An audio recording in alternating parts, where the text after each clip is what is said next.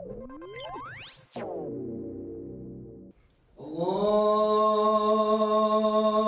أكبر الله أكبر لا إله إلا الله. الحمد لله والصلاة والسلام على رسول الله وعلى آله وصحبه ومن والاه. Nous continuons toujours notre sujet autour de l'amal salih, qui est une notion centrale dans le Coran. Souvent le Coran parle de l'amal salih. Et c'est très important de comprendre les contours de ce concept. Amal, une action juste et bonne.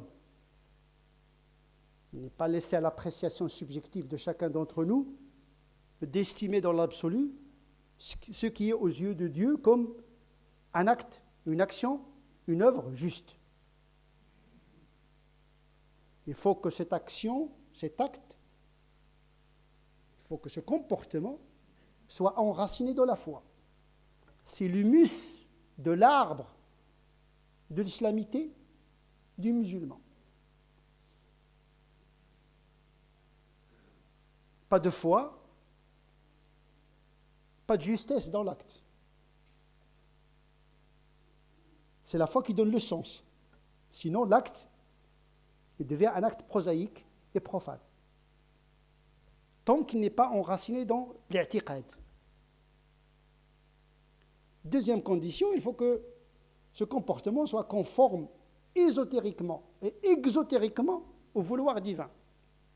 On a le sens, mais on a besoin de la forme. On a l'esprit, mais nous avons besoin d'un corps. La charia, c'est elle qui définit le corps de l'amal salih, c'est-à-dire la forme. Mais pas uniquement la forme exotérique, il faut qu'il y ait une conformité intérieure, c'est-à-dire l'intention. Parce qu'on peut être croyant, on peut faire la prière, elle est valide extérieurement, mais l'intention et la motivation est à côté. C'est pour plaire aux autres, c'est pour faire le sport. Il y a des gens qui bougent, etc. Mais ce n'est pas une prière. Ou bien quelqu'un qui fait le régime de l'aube jusqu'au coucher du soleil. Ça, c'est du régime. Ce n'est pas un jeûne. Le jeûne, il faut qu'il soit dédié à Dieu subhanahu wa ta'ala. Donc, il y a la foi. Man sama ramadan imanan, c'est la foi. Sur l'effet de la foi, on fait le jeûne. Mais également dans l'intention d'avoir une rétribution de la part de Dieu le jour du jugement dernier, ihtisaban imanan wa ihtisaban. Donc deux conditions sine qua non, c'est-à-dire la motivation doctrinale, l'aqida, l'intention, mais également la conformité comme un troisième condition de validité de l'acte, c'est-à-dire la conformité. On n'a pas le droit de jeûner n'importe comment, de faire le bien n'importe comment, parce que la générosité, c'est bien d'être généreux, mais vous n'avez pas le droit de donner n'importe quel produit. La générosité, c'est un principe. Quelle est sa forme? Eh bien, c'est Sharia qui définit qu'est-ce que c'est que la générosité. Donner son corps pour le plaisir d'autrui pourrait être une forme de générosité. Mais c'est interdit, ça s'appelle la fornication. Non, c'est pas de la générosité. Ou bien de donner le vin, voilà, on n'a pas le droit d'être généreux n'importe comment. Et donc les principes sont universels, mais la forme, à un moment donné, doit être conforme au vouloir de Dieu, muradullah.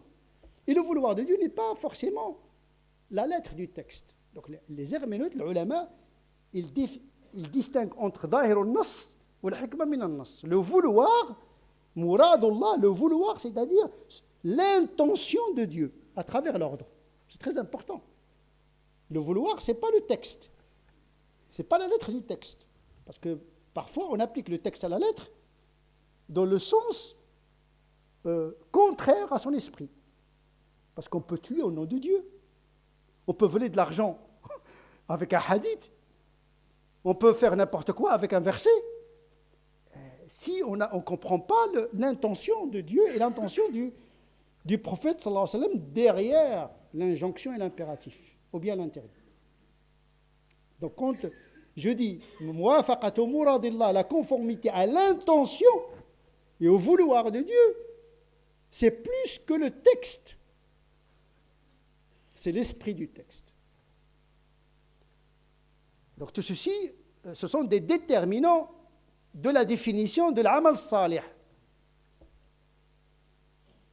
Il n'est pas nécessaire que l'amal salih soit très contraignant, même s'il nécessite de l'effort. Il n'y a pas de bonté, il n'y a pas d'œuvre bonne et juste s'il n'y a pas un effort fourni. L'amal salih ne vient pas par infusion, par télépathie. Comme ça, on va rester comme ça et je vais faire l'amal salih comme ça. Donc, non, il y a un mouvement vers l'amal salih, un mouvement du cœur et un mouvement du corps. Donc, il y a une énergie, donc il y a un effort. Et en fonction de cet effort que fournit le musulman, dépend la valeur et le mérite de l'acte aux yeux de Dieu. C'est-à-dire 2 personnes accomplissent le même devoir, mais l'un le fait avec un effort supplémentaire parce qu'il est handicapé dès le départ, a plus de rétribution que celui qui ne trouve pas de difficulté à accomplir ce devoir. Dieu est juste. Il ne récompense pas uniquement l'accomplissement, mais également il prend en considération l'effort fourni dans des conditions de contrainte de cette œuvre. Chacun aura sa balance propre. Il n'y a pas le même barème pour tout le monde. Les barèmes des femmes, les barèmes des hommes, les barèmes des enfants, les barèmes des handicapés, des ignorants, des savants, selon la singularité historique, sociologique, biologique de chaque individu. Il y a même eu l'intimité dans le jugement. Dieu entre dans l'intimité profonde de l'être humain dans le jugement. Le jour du jugement dernier, Dieu fait descendre un voile et s'isole avec son serviteur. Chacun de nous, il va être isolé avec Dieu. Il va lui parler dans son intimité. Parce que chacun, il est singulier, là. Son passé, ses défauts, ses complexes, ses points obscurs, etc. C'est à partir de ces éléments-là que se juge l'acte méritoire. Et donc c'est très difficile pour nous, les humains, de juger la sainteté d'une personne. Salah, rajul salih, fima yadharu linnas, en apparence. Mais il se peut qu'il y ait quelqu'un qui est en apparence pas très pratiquant, mais ce qu'il pratique, il le fait avec un effort incommensurable parce que ses origines familiales, ses origines sociales, etc., ont fait qu'il part avec un handicap. Il n'a pas les mêmes chances pour accéder à la conformité d'un ensemble d'impératifs. Donc Dieu il prend en considération l'effort. Ce qui est demandé, en tout cas aux musulmans, c'est l'effort. Le résultat n'incombe qu'à Dieu. La victoire sur soi-même, etc., c'est de Dieu dont dépend tout ça. Par contre, le jihad, c'est-à-dire le combat, il nous incombe. Il faut faire l'effort. Et donc, il y a un effort. L'islam, c'est une religion qui fait la promotion de la culture de l'effort. Al-mu'min al-qawi khayrun min al-mu'min al-da'if. Le croyant fort est mieux que le croyant faiblard. Le paresseux, qui cherche le moindre geste, qui cherche la facilité. Mais en vérité, les gens qui cherchent la facilité se trouvent en définitive dans du pétrin. Parce que à trop éviter les obstacles, on finit dans le trou. Vous voyez l'obstacle, mais vous ne voyez pas le trou. Parfois, l'obstacle est moins dangereux que le trou parce que, au moins, l'obstacle, vous le voyez, mais le trou, généralement, on ne le voit pas. À force de chercher, voilà. Il faut confronter, il faut qu'il y ait un effort. Mais à condition que cet effort ne vous handicape pas. C'est pour cette raison que l'islam, s'il appelle à la perfection, elle est un ensemble d'enseignements réalistes entre l'idéal et le réalisme, le mithaliya ou le waqi'iyya. D'un côté, il nous dit soyez pieux comme il sied à la grandeur de Dieu. Soyez justes comme il sied à la grandeur de Dieu. Taqullaha haqqa tuqatih. Il faut chercher, il faut tendre vers la perfection. Donc c'est une religion de l'effort, pas de la paresse. Mais en même temps, il ne faut pas que cet effort vous épuise. Donc il y a un levier. Fattaqullaha mastata'tum, soyez juste dans la mesure du possible. C'est le possible en vérité qui détermine le pic de chacun de nous. On peut être, en vérité, il n'y a pas d'antinomie entre les deux versets. C'est-à-dire, ittaqullaha haqqa tuqatihi fi mastata'tum. C'est-à-dire, soyez pieux comme il sied à Dieu dans la mesure de votre possible. Donc chacun a son niveau, son summum à atteindre. C'est pourquoi il y a des gens, le jour du jugement dernier, seront parmi les prophètes, à côté des prophètes. Ils ne sont pas ni des saints, ni des prophètes, mais seront à côté de ces gens-là dans le paradis. Parce que leurs conditions de départ n'étaient pas les mêmes, d'une certaine manière. Et donc, il ne faut pas que l'effort vous handicape. D'abord, il vous empêche de terminer l'œuvre, ou bien il vous détourne d'autres devoirs et d'autres responsabilités.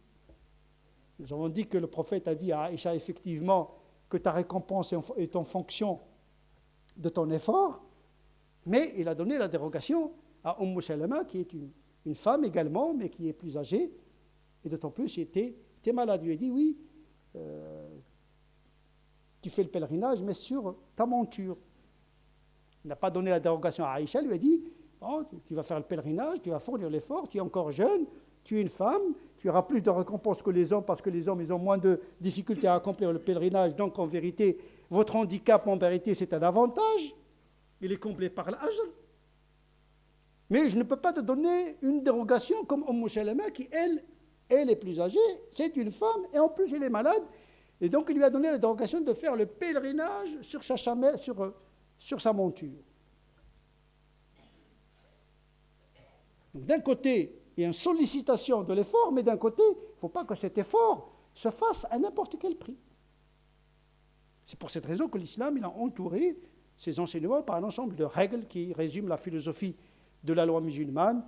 La nécessité fait loi. Et lorsque la situation devient contraignante, eh bien la dérogation s'élargit et vice-versa. Une fois que la situation devenant normale, eh bien le musulman doit accomplir l'ordre ferme, l'azima. Donc on ajuste, on adapte le comportement en fonction des situations. Donc le contexte endogène, c'est-à-dire les capacités biologiques, mentales et les conditions de la pratique sont des déterminants dans l'ajustement, justement dans l'intensité de la pratique. On prend la dérogation ou bien on se conforme à l'impératif ferme, l'azima.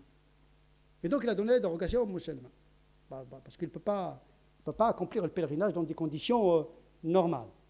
Une autre femme, il a rapporté par le Bukhari, Muslim et Abu Daoud et autres narrateurs, ils ont rapporté qu'une femme, elle a fait un vœu, elle voulait faire le pèlerinage en marchant. Certainement, le fait de marcher a plus de récompense que le fait de faire le pèlerinage sur la chamelle.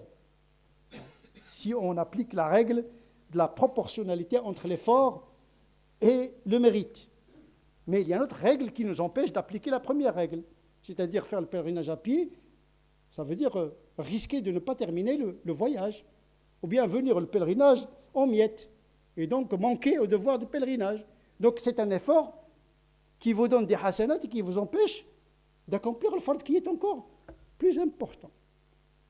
Ce n'est pas parce qu'il y a un ajr, un hadith, vous avez lu un hadith, vous l'appliquez mécaniquement. Ce serait de la folie.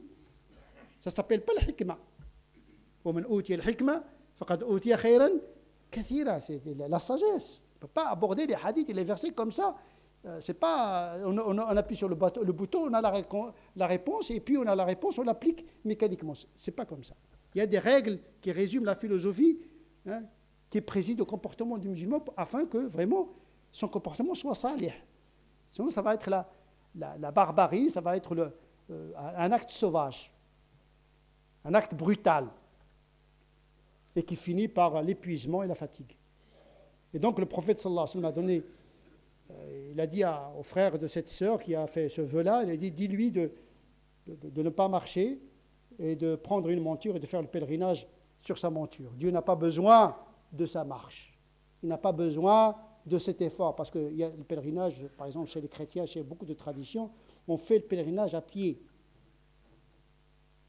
Voilà, on compte les marches. Mais non, c'est un effort qui pourrait s'avérer inutile, parce que le but, c'est atteindre, de faire le voyage. L'essentiel, c'est de ne pas perdre de vue le voyage intérieur, le pèlerinage vers Dieu, afin d'accomplir un devoir, et de ne pas s'attarder sur le moyen aux dépens des finalités. Le prophète lui-même, sallallahu alayhi wa sallam, il a pris la dérogation de faire son pèlerinage. D'abord, il a voyagé sur sa chamelle, une des chamelles les plus rapides de tous les chameaux d'Arabie. Donc il avait une BMW, une Ferrari. Ce n'est pas une monture qui boitait. On sait que la chamelle du prophète, elle est indépassable. C'était le meilleur produit, le dernier cri, diront certains aujourd'hui, du modèle des chameaux de l'époque. Pourquoi se priver? Ça n'a rien à voir, le confort, avec la piété. On peut être dans un confort, dans une richesse, et être dans l'amal salih. On peut être dans la pauvreté, et être dans la misère spirituelle en même temps. Il a perdu ce bas monde et l'au-delà. C'est la pire des perditions. Être misérable dans ce bas monde et misérable dans l'au-delà. Et donc, le prophète sallallahu alayhi wa sallam s'est permis de faire le voyage sur sa monture, et non seulement faire le voyage, il a accompli le manasik sur sa chamelle. Les gens marchaient, mais lui, il était sur sa chamelle. Les gens d'aujourd'hui, tellement syndiqués et contestataires, ils disent, mais c'est pas juste. C'est pas juste. Le prophète, il faut qu'il marche comme nous. Hein. Nous, on trie, mais lui, il fait le pèlerinage 5 étoiles. Mais parce qu'il y a tout simplement, il y a une raison. Il y a deux raisons à ça. La raison est la même que celle qui justifie la dérogation pour Umm Salama. Il était malade, le prophète. C'était son seul pèlerinage et le dernier pèlerinage juste avant sa mort. Et le prophète, il souffrait du poison qui circulait. Il a été empoisonné par une juive dans une guerre, etc., à laquelle d'ailleurs il a pardonné. Et donc il a passé le reste de sa vie à combattre le poison dans son corps. Donc il est mort martyr d'une certaine manière. Mort prophète et martyr. Et donc il a passé la fin de sa vie malade. Et donc c'est cela qui justifie que le prophète sallallahu alayhi wa sallam a accompli son pèlerinage sur sa chamelle. D'autres ils disent non. La vraie raison, c'est qu'il a demandé aux musulmans de prendre exemple de lui, de le suivre dans les rites du pèlerinage. S'il était invisible, comment les gens pourraient voir ses comportements? Donc il s'est mis sur la chamelle pour que tous les musulmans, les pèlerins, l'observent. Comment il fait le tawaf, comment il fait le taslim al-hajar al-aswad, etc. Et donc c'est ou bien pour une raison de santé, ou bien pour une raison d'utilité, maslaha. Donc l'amal salih est en fonction de l'utilité que procure ce comportement, même si il est en apparence un comportement facile, qui ne nécessite pas beaucoup d'efforts. Au contraire, le fait de faire le pèlerinage sur sa chamelle, eh bien, il n'y a pas d'effort à accomplir, il n'y a pas de bousculade, il y a un certain confort relatif. Mais pour donner l'exemple, tout simplement, aux autres. C'est ce qui va nous amener à discuter l'autre côté de l'amal salih, c'est-à-dire que l'amal salih est déterminé également en fonction du bien et de l'utilité qu'il procure à l'individu et à autrui. Pas uniquement en fonction de l'mashaqqa, l'effort, mais en fonction de son utilité. Ala hasabi naf'ihi wa fa'idatihi wa maslahatihi. C'est ce qu'on va voir Inch'Allah, le sermon prochain, c'est-à-dire que le mérite d'un acte est en fonction de l'utilité, de l'intérêt qu'il procure à l'individu lui-même, à la famille, à la société, à l'humanité. أقول قولي هذا وأستغفر الله لي ولكم اللهم اهدنا فيمن هديت وعافنا فيمن عافيت وتولنا فيمن توليت وبارك لنا فيما أعطيت وقنا واصرف عنا شر ما قضيت فإنك تقضي ولا يقضى عليك وإنه لا يذل من واليت ولا يعز من عاديت تباركت ربنا وتعاليت اللهم لا تدع لنا في هذه الساعة الكريمة ذنبا إلا غفرته ولا هما إلا فرجته ولا كربا إلا نفسته ولا ميتا إلا رحمته ولا ضالا إلا هديته ولا مظلوما إلا نصرته ولا دينا إلا أديته ولا عزبا يريد الإحسان إلا حصنته ولا حاجة من حوائج الدنيا لك فيها رضا ولنا فيها صلاح إلا يسرتها اللهم صل على سيدنا محمد وعلى آل سيدنا محمد كما صليت على سيدنا إبراهيم وعلى آل سيدنا إبراهيم وبارك على سيدنا محمد وعلى آل سيدنا محمد كما باركت على سيدنا إبراهيم وعلى آل سيدنا إبراهيم في العالمين إنك حميد مجيد سبحان ربك رب العزة عما يصفون وسلام على المرسلين والحمد لله رب العالمين